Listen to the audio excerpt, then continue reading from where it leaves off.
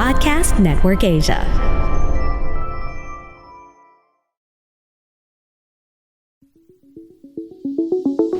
FirstMetroSec is providing this podcast as a general market commentary. Reference to any specific security, product, or entity do not constitute as an offer or a solicitation of an offer to buy or sell any financial instruments or to participate in any particular trading strategy.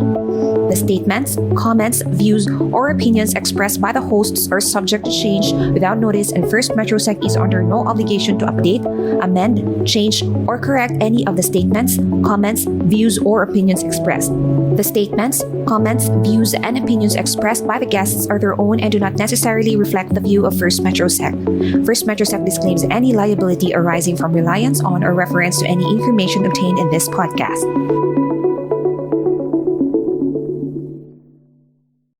You are listening to First Metro Securities Philippine Stock Market Weekly podcast, where we feature timely and relevant discussions on the Philippine stock market and the economy in the hope of providing you investing and trading guidance. Here's your host. Hi investors! Happy holidays! It's Anjz with a Z from First Metro Securities, and welcome to Market Bites. Today, we're diving into our latest company update on Globe Telecom Inc. or GLO. Here's the headline. We've upgraded Globe to a buy rating with a new target price of 1,880 pesos as we roll our valuation base next year. That target implies a 5.8 times FY26 EV over EBITDA multiple, with the core telco business valued at 4.7 times, plus a 5.3% yield on FY26 dividends.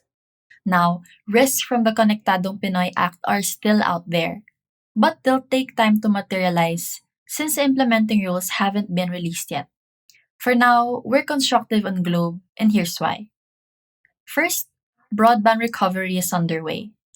Quarterly momentum has stabilized, reversing earlier declines. Growth in prepaid fiber subscribers is driving this, and open access provisions could further accelerate rollouts. Second, enterprise upside looks strong. Compliance requirements under KPA should boost demand for cybersecurity, AI, and managed IT services. Globe's aggressive customer acquisition and new data centers coming online reinforce this outlook. Third, cash flow and dividends are improving. Management is targeting positive free cash flow by year-end, supported by lower capex intensity. At current prices, Globe offers a 6.3% yield on FY26 dividends, comfortably above local benchmarks. Now, let's talk about the 9M25 earnings highlights. For the first 9 months of the year, Globe reported net income of 17.7 billion pesos. That's down 14% year-on-year, mainly due to weakness in the core telco business, even as Mint's contribution grew. Core net income, excluding one-offs, was 15.5 billion pesos, down 12% year-on-year. Consolidated gross revenues slipped 2% year-on-year to 121.7 billion pesos, though 3Q showed sequential recovery. By segment, mobile revenues were down 2% year-on-year, with data growth offset by declines in voice and SMS. Subscriber count rose 5% year-on-year to 63.1 million, but data traffic was flat. Meanwhile, home broadband revenues held steady year-on-year at 17.8 billion pesos, with fiber growth offsetting weakness in fixed wireless. Corporate data revenues dipped 3% year-on-year, though sequential recovery was strong in both core accounts and ICT services. On the cost side, operating expenses fell 3% year-on-year to 57.5 billion pesos on lower manpower and marketing costs. This brought EBITDA lower by 1% year-on-year to 64.2 billion, with margins at 52.8%. Looking ahead, what would make us more bullish? We'd like to see the following. KPA's impact on competition being milder than expected. Sustained improvement in home broadband, especially prepaid fiber.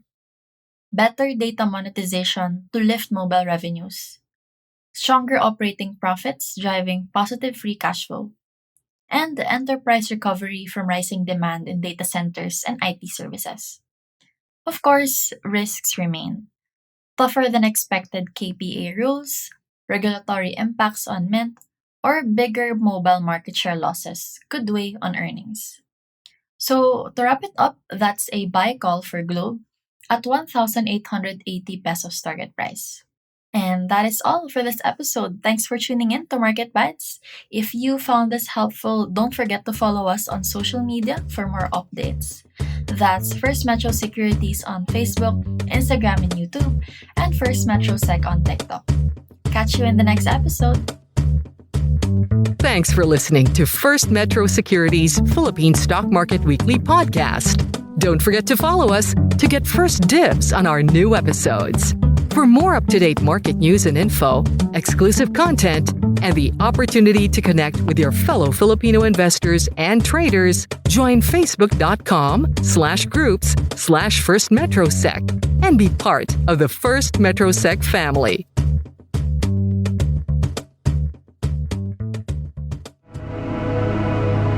The views and opinions expressed by the podcast creators, hosts, and guests do not necessarily reflect the official policy and position of Podcast Network Asia, the hosts of the program, or other programs of the network.